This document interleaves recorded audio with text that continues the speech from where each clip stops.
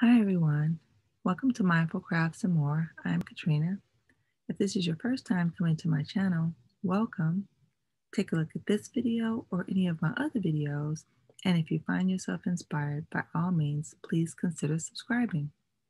Don't forget to hit the like button on this video though before you do that. If you're returning, welcome back. I really appreciate you hanging out with me for a bit. So, hi guys. Today I'd like to talk to you a little bit about keeping your heads up. All right. So I entitled it that because I think sometimes you just want a little embellishment on your head, but you don't want a hat. Um, and you just want a little something. So a headband can be just the thing that you can do to make that happen.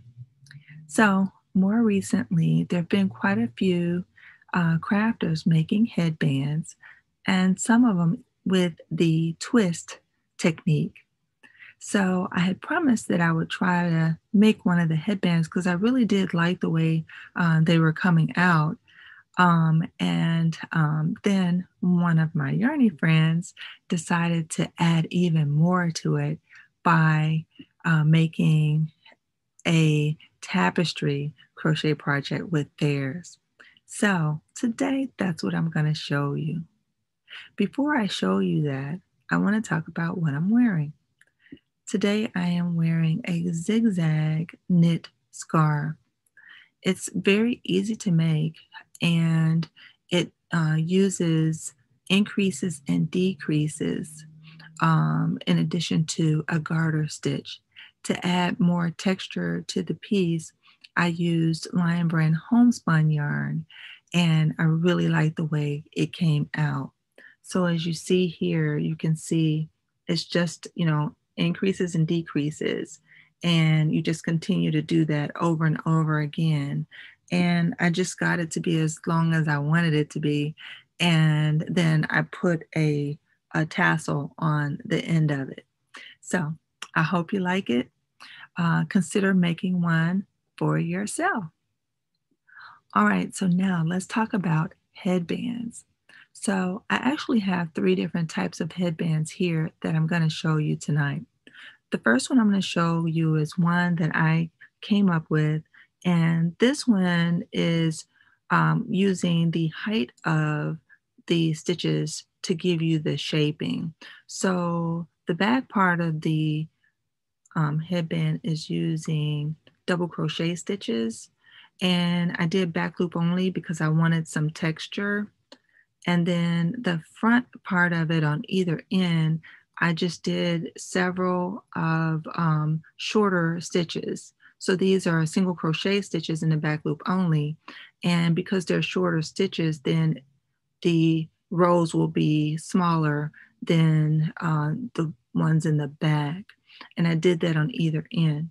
So I made a buttonhole on one end here and then attached the button on the other end with my sewing machine.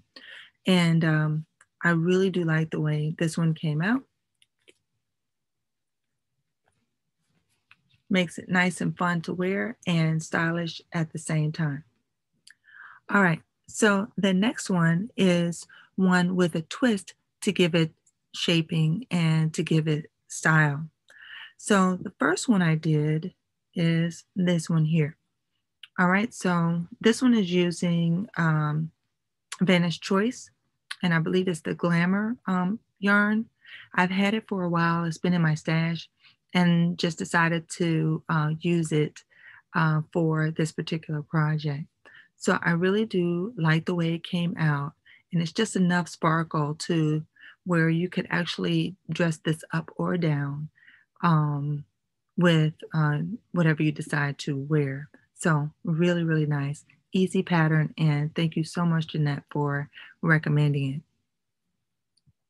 it. Now, the next one is this one. You've seen this yarn more previously, and if you watch my recent videos, I'd like for you guys to tell me where you have seen this yarn before. There's a couple of places, and so I'd be interested if you can tell me which 2 videos or which items I made using this yarn. All right, so I really like the way this one came out. Nice and sparkly. I think you could really dress up an outfit with this beautiful headband and sparkle yarn. So this is using the Big Twist sparkle yarn, and I really do like the way it came out.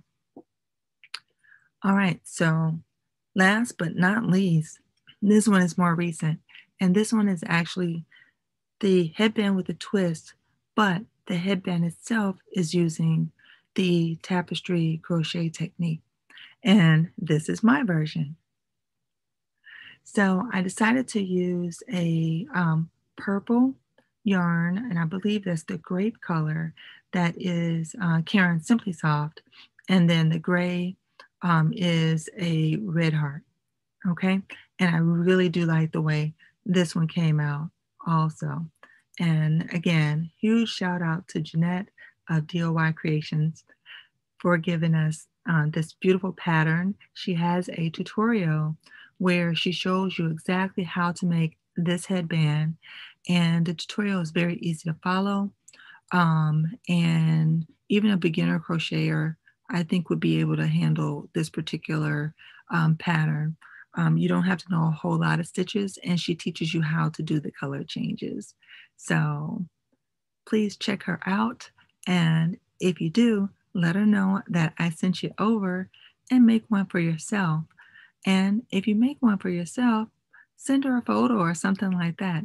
I think she'd really get a smile from knowing that you decided to make one of her patterns. All right, so that's really all I have for you guys tonight. I hope that you really enjoyed the patterns, and if you haven't already made one, consider making one of these headbands. They're really nice to make and don't take up a lot of yarn, and actually don't take up a lot of time. I think the one that took the longest for me was the checkerboard one, or checkered one, and it only took me a couple of hours to make. So yeah, if you have a couple of hours, make one of these beautiful headbands. All right, I look forward to seeing you guys real soon. Take care now. Bye-bye.